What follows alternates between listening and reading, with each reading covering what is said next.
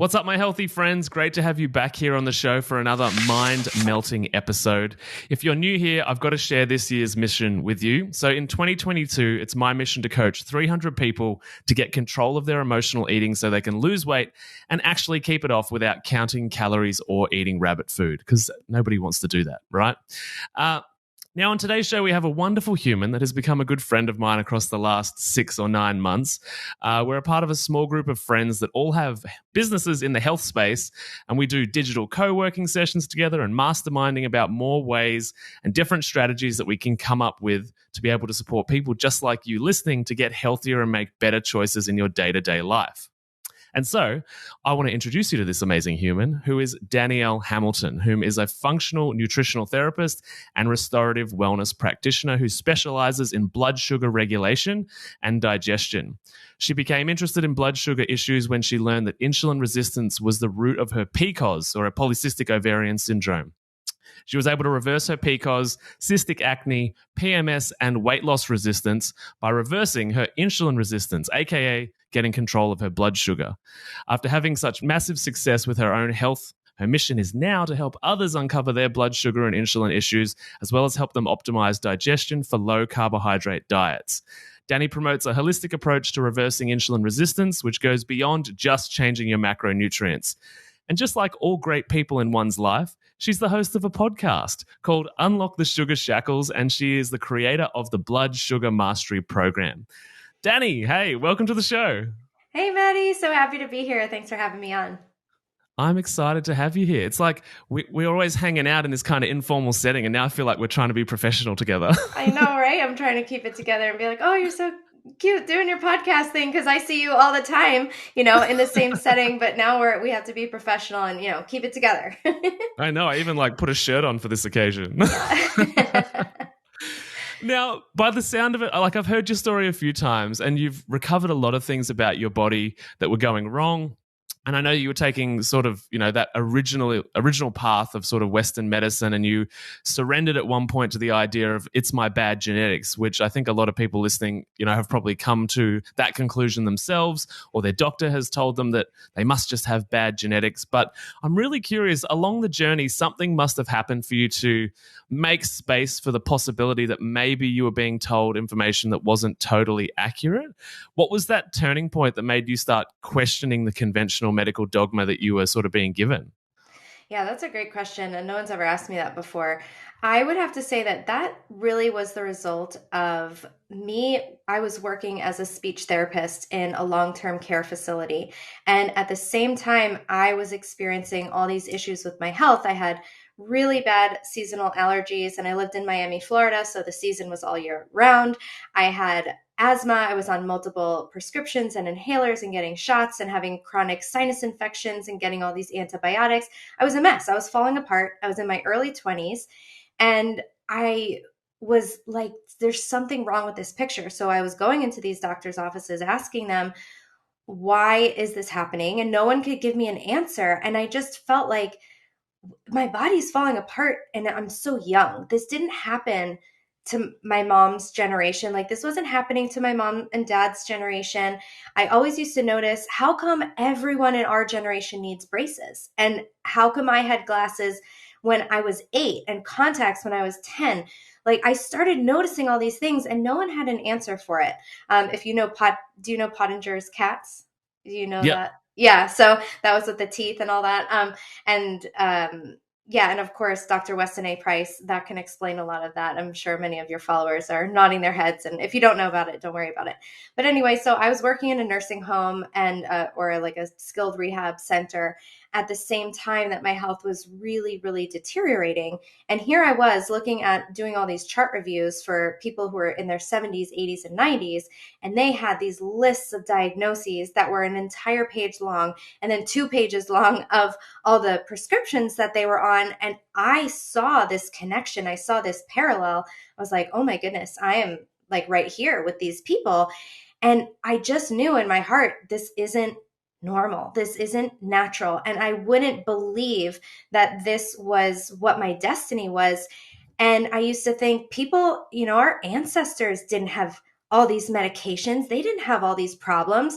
If we were, in cave people days, they weren't having these types of issues. Like they were dying from infections. They didn't have antibiotics, but this wasn't happening. I knew in my heart that there was something wrong. And so that's when I discovered Rob Wolf's book, The Paleo Diet Solution. And that's really what flipped everything on its head. And I realized everything that we had been told about nutrition was basically wrong. And honestly, if you do the exact opposite of what they tell you, you'll be a heck of a lot better than if you do what they tell you. So that's kind of when I figured it all out. I love that you correlated like the mouths of children with like your own health journey and being like, there's these changes that are happening so rapidly. Because there's a book on the shelf here for those just listening. It's Deep Nutrition by Kate Shanahan. And the first half of that book is about, basically the mouths and faces of children changing as mothers become more nutritionally deplete. And so and their IQ being correlated with that, and their face shape and their physical structure. The arch, yeah. Yeah, and the lengthening of faces. Yeah, so in our modern world, you can see I have a narrow face and I had braces 2 times. And the people in these books, who were eating more of a primitive diet, they had wider faces. They were more beautiful and handsome people, as described by Dr. Weston A. Price. They had these wide dental arches that could accommodate all their teeth. So they didn't have this crowding. They didn't have this susceptibility to cavities, which we do now because we're so minerally deficient and fat soluble vitamin deficient. And as the mothers get more and more nutritionally deprived, their offspring in that immediate next generation show it in their reproductive abilities and their physical structures, like as you were saying. So it's pretty wild. And it's interesting that I picked up on that little change as a kid, but this is something that people have been studying. So I wasn't good thing smarter people figured it out before me. Yeah, no, totally. And I think it's interesting as well, like it's because it's kind of twofold, right? It's not just that we're born into a sugar, carbohydrate rich world. It's like the vessel that the human is made from is deficient. And then we put it in a nutritionally deplete, and not just nutritionally deplete, but actually nutritionally destructive world. And it's like, how does anybody have any hope? I feel like I just got chills when you said nutritionally destructive, because it's never been described that way. And that is such a good way of describing the modern diet. It's not only deplete of these nutrients, but there are such harmful, destructive structures and molecules and additives and gluten and not to mention all the chemical stuff and all the preservatives and the pesticides and herbicides and all these things. It's so damaging. And if you think about all that, we as humans are so incredibly resilient that like, I can't believe that we can survive with just such minimal nutrition. Like we can really soar with the minimal. And, we do have these symptoms, but it's incredible what happens to the body when it is given the right nutrition. So I love the way that you just described that. That was awesome. Yeah, amazing. Well, thank you. And I don't know where it came from. It just came out. But as you say that, I was thinking too, like a lot of people sort of talk about the fact that, everybody signs up to a disease now, right? It's like, oh, at about 50-ish or maybe even younger, I'll begin the path to the end, and it'll be a painful 20 or 30 years. And so we spend, it's like, the death age is the same, but we spend a few extra decades dying. And so it's like who wants to live like that in this, nutritional world where everybody just subscribes to, I wonder what my genetics are going to, result in. I wonder which disease I'm going to get, like it's some kind of lottery. Oh, totally. And I was talking to my wife about this today, that so many people have this mentality, well, this is just aging. Like, oh yeah, all these memes online, like, oh, I'm 30 because my body hurts. And it's like, does your body hurt because you're 30 or because you stopped moving and you're eating like crap? Like, what is this natural aging, or are we able to really live super healthy, happy, pain-free, disease-free lives for much longer than we think, right? And I think this mentality of, well, everyone in my family has X, so I'm going to get that. To me, that feels like this victim mentality or a cop-out or an excuse to not do the work, because there's so much. And that's what I think that people don't realize, because so many people out there have been like, oh, I tried to change my diet and nothing changed that much. And so if you're trying to, switch from white bread to whole wheat bread, and you're going from like Lay's potato chips to baked Lay's potato chips, not much is going to change. So I'm using these silly examples, but I'm saying that a lot of people have tried a lot of things, but maybe they're, cutting calories, doing a South Beach diet or Weight Watchers, and they're not really deeply nourishing their bodies. So they don't understand how profound the changes from changing your diet and lifestyle can actually be. I mean, I had severe allergies. I was allergic to so many things. I needed to get 5 shots because I was allergic to that many things. Wow. And I was developing new allergies all the time. I was allergic to palm trees and I lived in Miami. It was crazy. And I had asthma and was getting this as a 20-year-old, not like a little kid getting asthma. And I switched to a diet just with real food. I literally just took out processed food and dairy for me, which I happen to be sensitive to. And all of those things reversed. I never had allergies again. It's like, that's a miracle. That it is just a miracle how, when you really get at the root of something, how much your body can change. And I think that in addition to people not recognizing how much they do have control over with their own health and their destiny, is that I just lost what I was going to say. That we also, it's our responsibility. It's our, like, we can, when we step into that shoe, like into that mindset of like, oh, wow, I'm the one who needs to take control of my health. It's not going to be my doctor.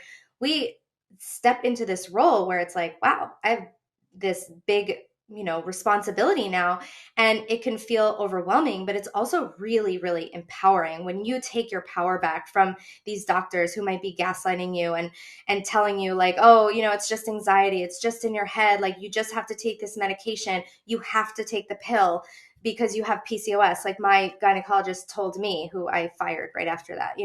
It's like we get all this terrible messaging from people. And when we realize that it's our responsibility, it's a big responsibility, but I almost feel empowered that it's like, okay, cool, I'm going to change this and I'm going to make a difference in my life because I have so much control over this. So there's so much that I want to unpack in the bit that you just gave, but the first thing that's coming to mind is that you touched on in there that like a lot of this information is out there, and I think because our modern Western society puts medical doctors and the medical establishment on such a pedestal, we kind of forget that they're actual human beings, and we think that if they don't know, then it must not be true. And we've seen that in the last 2 years, right? With the way that the world has gone. If medical doctors and professors aren't saying exactly what we want them to be saying, then they must be wrong. But if you actually go into the literature, the research, and even if you don't really subscribe to the modern idea of science, which I can totally understand, but there's tons of nutritional research. There's tons of research into traditional Chinese medicine, acupuncture, all these different types of practices, naturopathy. That's why supplements, are so successful as well, because a lot of them are backed by clinical trials. So it's like it's all out there in abundance, but just the people that sort of modern society looks up to don't have access to this kind of knowledge. Well, at least they do by choice, but they're so overwhelmed with their medical degree, which is no small feat. But yeah, it's like it's more than one voice that needs to be in this conversation about getting healthy, because I think when you talk about the fact that we need to go on this journey, and it doesn't happen overnight or over the weekend, we are kind of we're subjected to the pill for an ill model of like, I'm so used to being like, go to the doctor, have 10 days of this pill, and then I'll be fixed. Whereas if we're recovering our body nutritionally, it really is like a 6 to 12 month to multiple year project to rebuild the biology that we have spent 5, 10, 15, 20, 50, 70 years slowly destroying. 100%. And I think that pill for every ill really stays with us, because then we come to natural health and it's like, well, what supplement can I take for my migraines? It's like, we need to step back from that. What's like, okay, you can't replace a pill with a supplement and be like, oh, that's holistic. It's not holistic. The word holistic implies that there's a whole. We're looking at the whole picture. So that means, yes, supplements are part of it. Diet is part of it. Light exposure, how much you're getting outside, access to nature, your stress levels, your community, your movement, your exercise, all of these things matter. And so if we look at, what's a pill for my migraine, it's like, well, we have to look at all these areas, and so people don't like that answer because it's hard, but that's really where you see the true reversal of these health conditions, like chronic health conditions that people have lived with for years that they think is just a part of them now. And these things can truly go away. And it's about looking at all those little pieces. So I talk to my clients and my students about moving the needle in all these areas, because we also have to get out of the mindset that there's one single cause for anything, right? So we have the one pill for like a one cause thing. If it comes to like, oh, we have one bacterial infection, so we take one antibiotic and that will get rid of it in 10 days. That's the mindset for an acute infection. That's all that works for, right? So if we're talking about chronic diseases, we know that it's diet and lifestyle coming into play. So it's all of these different things. So it's like, okay, what am I doing with my diet? What am I doing with my movement? Am I meditating? Am I like reducing my stress levels? So it's this game of like all these different things. So you're not relying on one thing to fix you. So you have a little bit of improvement everywhere. And that's where you start to take steps in the right direction. So that's again, getting away from this Western mentality. It's really helpful to think in that sense. So it's a little bit more well-rounded and it's just much more beneficial. Yeah, no, I totally agree. And the other thing too is that whilst Western medicine has its place and it's really good for acute emergency medicine, investigative medicine, like you can't get a better system to get a diagnosis. 100%. But at the same thing, even for those acute things like taking the antibiotics, whenever we introduce a chemical that is not of nature, because we're animals, humans are of nature, there is usually somewhere in the system, no matter how small, a biological cost. And so and that's why, like, with the whole nutritional therapy thing, it's like if you introduce an antibiotic to the system, you have to follow that up with fermented foods and probiotics to repopulate, because yes, you might have removed the problem, but you've also removed a bunch of other things that you didn't need to remove in the process, because a lot of these antibiotics are broad spectrum and they're creating antibiotic resistance, which is a huge problem for our immunity moving forward and our kids moving forward. So whilst it's got its place, we also have to understand that it should be supported by nutritional therapy because it also does damage at the same time. 100%. Couldn't agree more. My gut is so messed up. And people will say, but Danny, you eat so healthy. It's like, I can't out eat years of multiple rounds of antibiotics every single year of my life for the first maybe 20 years. So it's like, I can't imagine how many rounds of antibiotics I've taken. And to come back against that, like I'm on my second round of a gut healing protocol, and I was kind of frustrated because I didn't see the progress that I wanted in the first 3 months. And it's like, I need to also check myself and be like, how long did it take to get here? How many rounds of antibiotics did you have to take? And so it's like, okay, see a modest improvement, going to keep going with that and be patient. And it's hard. It's really hard when, especially if you're struggling and you're suffering and you want answers. So, my heart goes out there. I mean, when I was struggling with PCOS, I ended up taking pharmaceuticals because I was just so fed up I was trying to do everything in the natural route and it wasn't happening for me. And I just wanted some relief.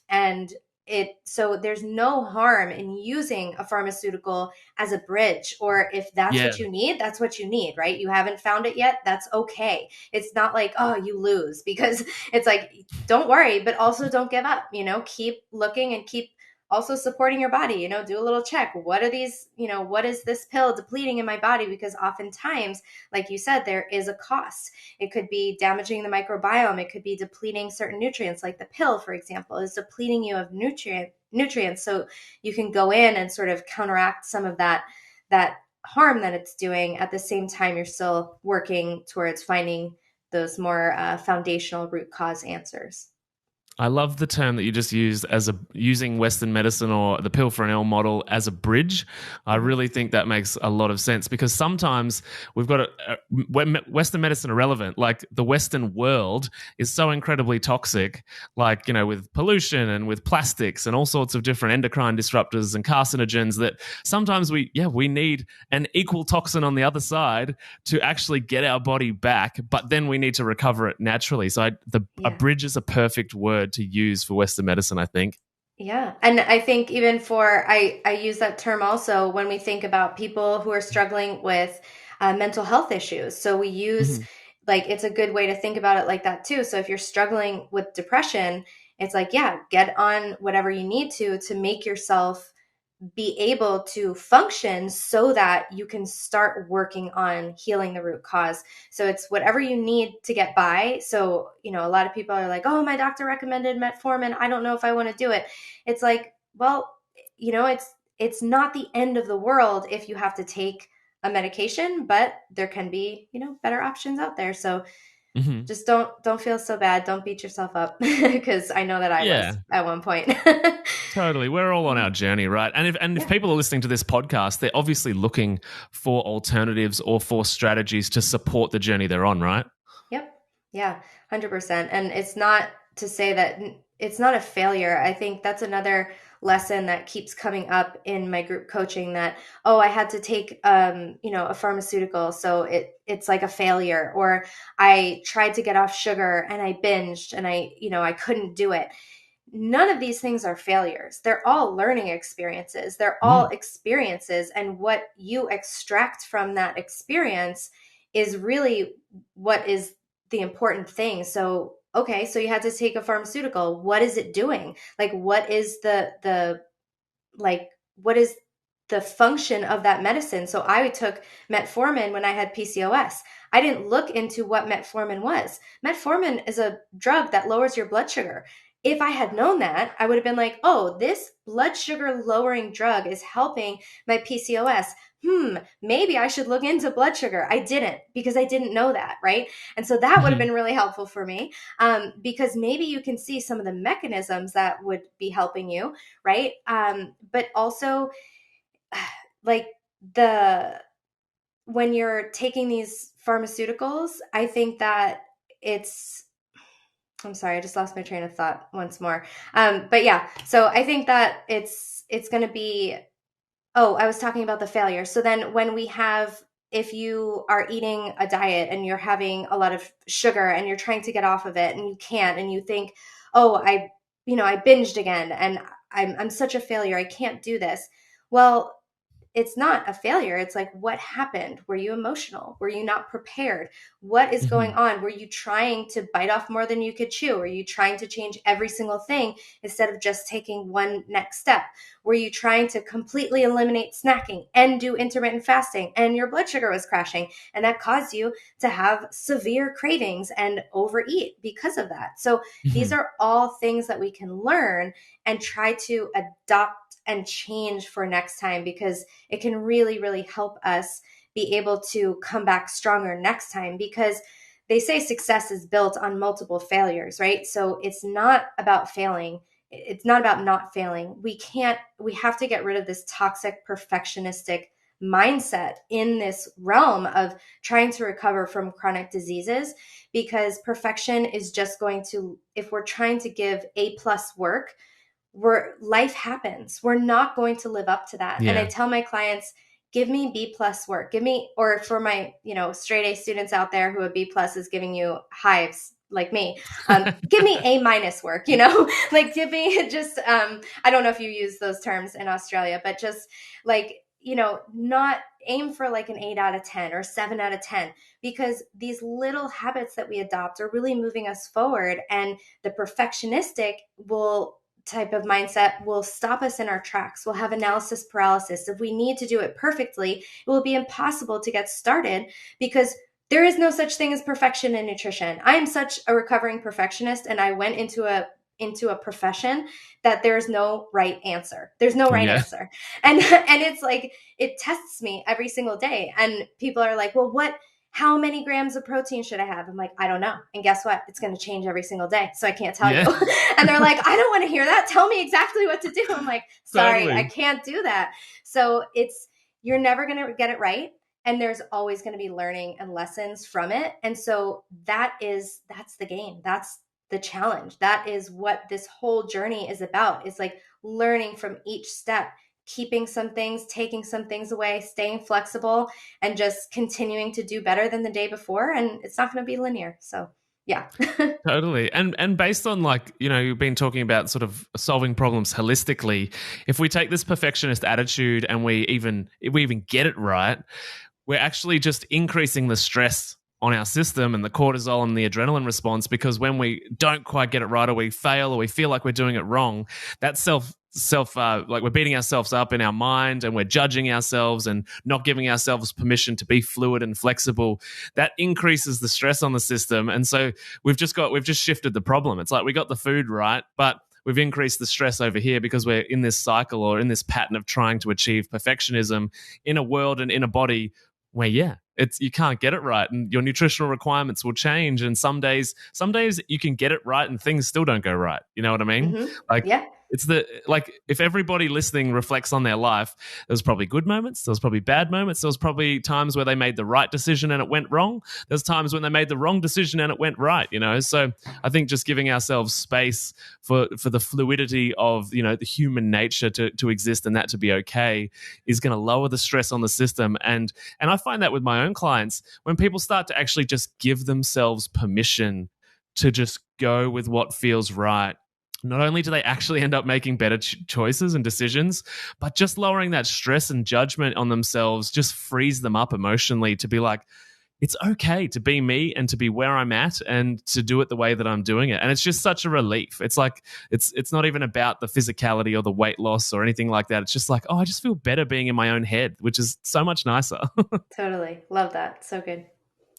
So talk to us about blood sugar, because I find there's, you're the expert on it, and I find there's a lot of misunderstanding in this space due to the sort of big food company funded advice, pumping that idea that you need to keep your blood sugar up by adding in more snacks. And I read a study last year that was saying that Americans on average eat 6 to 11 times a day, which is, just a lot. And so, people obviously got this fear, and it's kind of this fear-mongering advice about getting dizzy or having low blood sugar. It's dangerous, and there's this kind of fear-mongering. So, medical professionals and advertising encourage people to keep eating. And because we're responding from a fear-based place, we end up eating low nutrition foods, usually high sugar, because we're trying to boost that blood sugar, right? So we're going for the really high sugar foods. And so when it's fast and easy, it usually is not healthy either. And so, look, I don't know what they did 500 years ago without jelly beans, but can you give us a bit of a breakdown about what blood sugar is, what it means, and how food impacts it?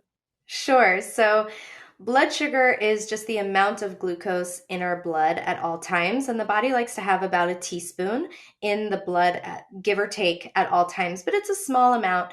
And the body likes to really keep this amount very tightly controlled. And so it has a lot of different mechanisms to make sure it stays in this tight, healthy range. So I go like this because I'm very visual. If you're listening on the podcast, I'm holding my hands out in front of me, kind of like an equal sign, indicating what would sort of appear on a continuous glucose monitor. So if you think about, the X and the Y axis. And so we want to keep that blood sugar in this tightly controlled range. And so when we eat, usually carbohydrates and sugar, sometimes protein, can have this blood sugar raising effect as well. And when we eat and digest that sugar, the amount of sugar in the blood will rise. And sugar in the blood is not really helping us out in any way. So the pancreas will will determine that the blood sugar is going up, and it will start to pump out this hormone called insulin. And insulin's job is to take sugar and put it into the cells of the body to be used as energy, or to be stored as energy for later as body fat. So sugar gets stored as body fat, or it gets used right away. So As the insulin levels are going up, the amount of sugar in the blood is going down because the sugar is going into the body, into the cells, into the muscle, into the heart, into the brain. And so too much insulin is going to lower blood sugar too much, and that's where we can get those blood sugar lows. And too much insulin happens oftentimes when we are eating high carbohydrate diets or eating too often, because we're constantly asking the pancreas to pump out insulin over and over and over and over. And blood sugar goes down rather quickly, but the insulin takes longer to come down. So over time, these insulin levels just start to rise, start to rise, start to rise. So then sometimes when we eat, even if we eat a whatever regular meal, it doesn't even have to be super high carbohydrate, we can get too much insulin because there's already insulin circulating. We get too much of an insulin response to the meal, and then our blood sugar can go really low. So when the blood sugar is sort of crashing, we can feel a lot of symptoms that feel really bad in our bodies. And these symptoms often are accompanied by cravings for carbohydrates and sugar, because the body is sensing an energy crisis. It's like, oh no, the blood sugar is going low. You better get me some more energy ASAP. So some of these symptoms might, besides the cravings, might be irritability, anxiety, intense hunger, dizziness, shakiness, nausea, headaches, sweating, heart palpitations. All of these symptoms, brain fog, difficulty concentrating, all of these things are telling the brain, the brain is saying we need more energy because it's sensing the blood sugar is going down, right? So if we have a healthy metabolism, the body can use its own body fat to burn for fuel in the meantime. But unfortunately, these high insulin levels, if this is present, high insulin blocks fat burning. It blocks lipolysis. So high insulin levels are telling the body, store fat, store sugar, store, store, store. So these people tend to be gaining weight, have no energy because they can't access their own stored body fat, which is stored energy. And they constantly are getting these cravings. They're feeling hungry. They're eating and they're not feeling satiated, and their blood sugar is crashing. It's causing them to seek more carbohydrates, and then they're gaining more weight, and they can't lose weight no matter what they do. And so this is a really common pattern I see in my clients. And then eventually we can develop insulin resistance, and insulin resistance happens kind of rather quickly. And it's when insulin levels are elevated in the blood for too long, the body almost immediately starts becoming a little bit resistant to the message of insulin. So this is just like I say, if we have a shirt and we put it on and like the tag is a little scratchy and it's itching us a little bit, and then we're in a few minutes, we're okay. Like we don't really notice it. Or if, my headphones were turned up really, really loud. I was listening to music because there was a lot of background noise and I had to pause it. And then I pressed play again. It would be so loud, right? Because my ears had already developed that resistance to that message. So our body does this really quickly. So with insulin resistance, when there is resistance at the cellular level, the insulin, which is like a key that opens the cells of the body to let that sugar in, they stop sensing the insulin there. So it takes more and more insulin to be like, hey, we have sugar, let us in. And so what happens is that the sugar can't get in the cells, and then the cells are empty. They don't have anything to make fuel. So you feel exhausted. And then you start to develop these high blood sugar levels. And this is where we see people developing diabetes and prediabetes with these high blood sugar levels. It's caused by this insulin resistance because the insulin can't get into the cells. It can also happen when the cells are too filled with sugar to begin with. So that's another thing that can happen. Dr. Fung talks about that a lot. He says that, you just can't, think about a suitcase with a bunch of shirts, and the insulin is like the hand pushing in the shirts. And sooner or later, you just can't fit another shirt into that suitcase. But then with type 2 diabetes that they're prescribed insulin, it's like getting more hands to help you push more shirts into the suitcase. It's like, that's not how you solve a problem. That's not how you fix the disease. You have to stop putting in shirts, right? The shirts of the Yeah. sugar. So we have to start taking those out and using them up. So we use them up when we exercise, when we fast.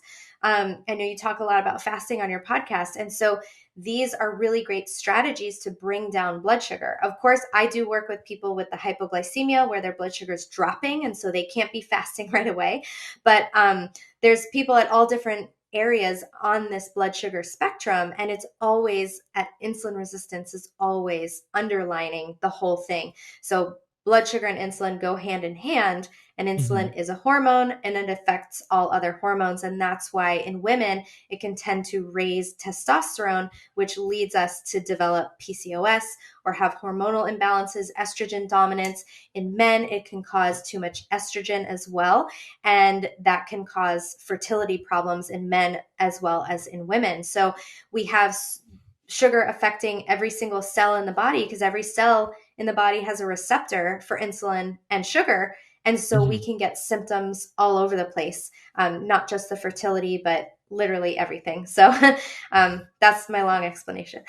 Yeah, no, that's amazing. There's so many places to go with that. So I guess you touched on there, like people that, do experience these symptoms and kind of can't go into fasting straight away because they are so metabolically inflexible.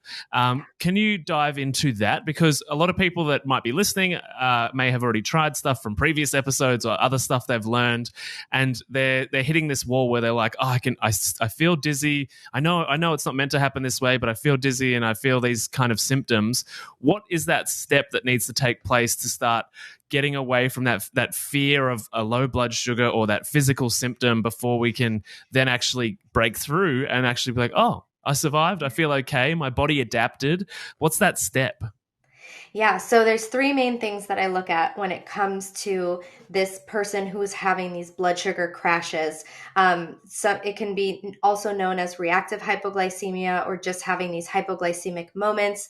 It's very common. This also people who wake up in the middle of the night with their heart pounding and having panic attacks in the middle of the night. Most often it's driven by these blood sugar crashes. So I just wanted to say that because a lot of people will get gaslighted by their doctors who are saying you have anxiety disorders. These blood sugar crashing symptoms can also happen at any blood sugar number. And that's another thing I want to put out there because a lot of people will test their blood sugar and be like, my blood sugar is fine, so it's not my blood sugar. You can still be having this perceived energy crisis by your brain because of that metabolic inflexibility, that lack of ability to burn fat efficiently for fuel. That is really the key. So what's happening with these people who have this, I'm just going to call it hypoglycemia for ease. Yep. What I see happen is there's three things that need to be addressed. Number one, we need to add fat in the diet. So we already know that we have to start lowering the carbohydrates a little bit, but what is missing from all these recommendations, you go to any doctor, any classically trained dietitian, and they'll tell you eat protein and eat complex carbs. That's how they tell you to manage this hypoglycemia or reactive hypoglycemia. This is garbage advice. This will make your condition worse. So if you are listening and this has happened to you, I believe you. The advice that you're following is making you worse. That is absolutely going to happen because we need fat to stabilize the blood sugar, and fat is the other energy source. People don't realize that carbs are energy and fat is energy. So we need to either one of these has to be raised. So if we're lowering the carbohydrates, we have to raise fats because we need to give ourselves energy. So a lot of people will eat protein and they'll eat carbs and they'll try to lower their carbohydrates. And now they're having protein, which can also convert to glucose via the process gluconeogenesis. So they're basically still having just carbs and they have nothing to stabilize their blood sugar with. So fat is your best friend. It's like the log in the fire that burns low and slow. Carbs are like kindling. They burn hot and fast. So we need to stabilize with fats. And I'm talking about lots and lots of healthy fats, getting rid of those toxic vegetable oils that will directly cause your receptors to be inflamed and to give you insulin resistance. So vegetable oils have to go. Those canola, rapeseed oils, soybean oils. I'm sure you've talked about that enough on this podcast. Then we need to lean into those healthy fats from well-raised animal products, full fat dairy if you tolerate it, as high of quality as you can access. We want to get the fruit fats, so avocado, olive, and coconut and all their oils and all their products. And some people do well with nuts and seeds. Other people are super against them for the PUFAs and the anti-nutrients. Do what you can, do what works best for you. But getting lots of healthy fats in the diet and having meats that come with the fat already. So don't do a chicken breast, do a chicken thigh on the bone with the skin, extra butter, So we want to be loading up the plate with fats. That is really going to be key. The other thing is that I saw a study that said even one episode of hypoglycemia is indicative of adrenal dysfunction. So there's huge adrenal dysfunction, adrenal fatigue, HPA axis dysfunction, whatever you want to call it, in everyone who has this reactive hypoglycemia where they can't keep their blood sugar up. So the adrenals are one of the major organs of blood sugar regulation. So it's really, really important to support them. And we can do this with proper minerals, vitamin C, B vitamins, and then there's a lot of adaptogenic herbs that can be really helpful, and potentially even glandulars. So like adrenal glands of another animal. For a lot of people, this is too stimulating. So, work with a practitioner, find what works for you. But unfortunately, adrenal, and I will tell you from experience, you cannot out supplement adrenal fatigue, because I've been trying really hard and it's not working. I have to slow down. I can even see when I'm losing my train of thought, that doesn't happen to me. And I know it's my adrenals. I absolutely know it. So I'm living proof that you can't, you have to slow down. You have to take time off. You have to do these meditation practices, breath work, massage. You have to get your body in a parasympathetic state more of the time. Sometimes chiropractic can be really helpful too, because you can be stuck in a chronically activated sympathetic nervous system overdrive. So the adrenals, hugely important, lifestyle, nutrition, and then also, and then electrolytes. These adrenals, when we have these adrenal issues where we're pumping cortisol out from every which way, our adrenals are super depleted and are dumping minerals. So we need tons of salt, we need lots of magnesium, and we need a good balance of electrolytes. And that is really, really helpful. There's also things, we want to support the liver, we want to support digestion. Of course, it's a full, whole body, holistic thing. But these are the three important things that I see people missing, I would say, when it comes to supporting blood sugar in this way. So yeah, awesome. So in there, you're obviously talking about adding fat to the diet. And so obviously a lot of people listening are like, that maybe sounds like a low carb diet or a ketogenic diet. But coming from a place of this hypoglycemia and metabolic inflexibility, do people just dive in on day one to a super high fat diet and then what's the process to start? I often describe it on the podcast as there's a lever that goes between glycolysis and ketosis, and it's actually rusted. You're rusted in sugar burning type thing, and that we need to slowly kind of, lubricate it and recover the rust and sand it back, and then before it'll switch over. So what's the approach that you take to sort of, get that lever working again so that, getting into a ketogenic state and burning ketones and body fat as fuel actually is successful? Yeah. So with a lot of these people with reactive hypoglycemia, exactly as you said, Matty, we cannot dive straight into ketosis. Some people can if they're mild enough, and it will be a hard first few days, which it was for me. That was my case. I was mild enough that I just pushed through it. Don't recommend. Again, that's super hard on your adrenals. I feel like every practitioner says, this is the way I did it. Definitely don't do that. I started with a 3-day fast. Yeah, I had hypoglycemia. I was that's diving into out of my mind. I was drunk on, low blood sugar for days. Don't do that. Please don't do that. Definitely. I did it for you. It didn't work. It didn't go well. So, So, what I recommend is really identifying what your current macros typically are and start slowly ramping up the fats, because that's going to be important for your digestion as well. If you have eaten a low fat diet, which of us who have lived through the 80s and 90s, which is probably most of the people listening to this podcast, there's been this low fat dogma that has stuck with us.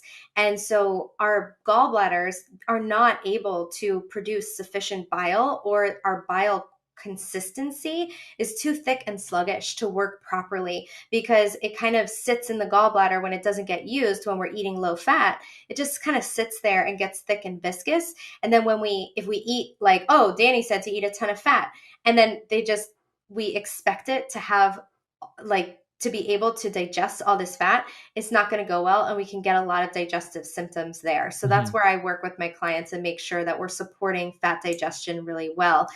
There's a lot of supplements to help this as well. But we slowly ramp up those fats and get our body used to digesting more fat as we're slowly lowering the carbs. So with reactive hypoglycemia, we want to make micro adjustments. So if we know that, okay, I eventually don't want to eat so often, because eating so often is contributing to the worsening of this disease, we can't just say, like, oh, let me go from eating 11 times a day to eating 3 times a day. That will be way too stressful. You will crash. Or if you're in the camp of, like, your blood sugar is kind of going down a little bit, it might draw you to binge eat, which is very common. I see this all the time. I just spoke with 2 clients yesterday who are going through this. So it causes this binge eating cycle. And it's because we're trying to do too much too soon. So we always want to listen to our body and give it what it needs, but we want to be making these micro adjustments. So if you want to move a meal time a little bit earlier, start with 10 minutes. Don't go like, I'm going to close my eating window and do a 14-hour fast, when normally you're eating around the clock and eating before bed and eating in the middle of the night. So we want to make micro adjustments, and same thing with dialing up the fats and dialing down the carbs. Amazing. Thanks for sharing that. I think it's, because what you're talking about with that, like the painful process for many people, is essentially like a chronic version of the keto flu, right? Mm-hmm. Yeah. People just diving into that, high fat and not being able to metabolize it. And then there's all these withdrawals. Yeah. So, and plus they might just be crashing too much. Their blood sugar might just get too low. And so I'm working with people who have such intense hypoglycemia or reactive hypoglycemia that they're not able to hold a job. They're not able to drive. They can't be alone with their young children. So I work with people on the very end of that spectrum, where they're eating not 11 times a day, but more upwards of like 20, 30 times a day. They need to be eating. They're eating once and it never stops. It never stops. No, it never stops. I had someone's food journal, and I need to count how many times it was. I think it was something like 17, 18 times. And it's just like almost every other hour or every hour, there's something else. And it's like these micro little hits of glucose to kind of keep the blood sugar up. But what that's doing is it's chronically creating more and more insulin. And so it is worsening the disease process. So that's why you have to support the adrenals and the minerals while you're slowly increasing the fats, and then you can slowly work on eating a little bit less. The fat is going to help carry you through the next meal. Those strengthened adrenals are going to help carry you through to the next meal and give you a little bit more of a window in when you can, like how long you can be not eating between those meals. And so it becomes difficult to tell people like how long between meals. It's really driven by your body, and you don't want to let yourself get to the place where your blood sugar is crashing too low, because you really want to get out ahead of the lows, like just when you're really starting to feel it. And for everyone, it will be different. So this is very much geared towards reactive hypoglycemia, the worst cases. So if you're somewhere in these mild to moderate, it's much easier. You have a little bit more lenience, but some of these tips can really help turn things around for you, for sure. Yeah, great shares. What about people that are on insulin? So obviously, as you gave that Jason Fung example before of like, putting the shirts in. So, adding more tools to just help get more sugar into the cell is kind of like, counteractive. It's like keeping up with a crashing train to watch it. You know what I mean? It's like I'm going to crash as well. Like, Yeah. so like, do people have to slowly wind back that insulin as they introduce the fat, or reduce that medication as they introduce the fat to their diet? So I don't work with medication. Hmm. And I would have to sort of default this to the doctors. But when I do work with someone who has type 2 diabetes and we're working on the underlying blood sugar regulation, Hmm. because my license doesn't allow me to work on like treat a disease. So we always have to work on root causes, just to make sure we're following protocols.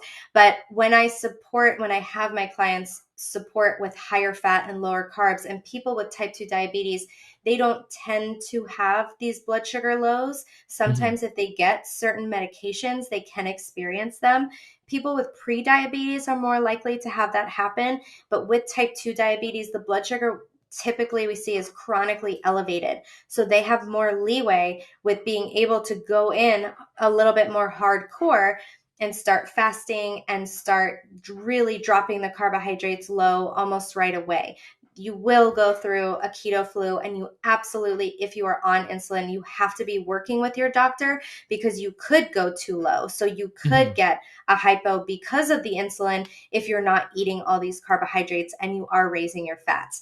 So definitely work with your doctor, but it's totally doable. And hypoglycemia is not a stage on the blood sugar regulation spectrum that everyone moves into. Some people never get hypoglycemia. Some people do. I think those are more the adrenal people, but not always. There's some differences too. So they get a little bit more leeway with that. Yeah, amazing. Danny, we can do a ton of episodes and we could just talk Yeah. forever. But thank you for sharing everything you've shared today. And we're definitely going to get you back. But I know everybody right now is like, I need more of Danny. So where can they find you online? So I hang out a lot on Instagram. My handle is Danielle Hamilton Health. I'm also on Mhm. TikTok, trying to, keep up with these kids on TikTok and put my information there. And on Facebook as well, Danielle Hamilton Health. That's my website. And then my podcast, as you mentioned at the beginning, is Unlock the Sugar Shackles. You were a guest of mine recently. That was an awesome episode. Yay. Yay. So yeah. Amazing. So for everyone listening, I'll put those down, but those links down in the show notes below as well. But you were just going to say? Yeah, that my signature coaching program is the Blood Sugar Mastery program as well. And so our next round starts late March of 2022.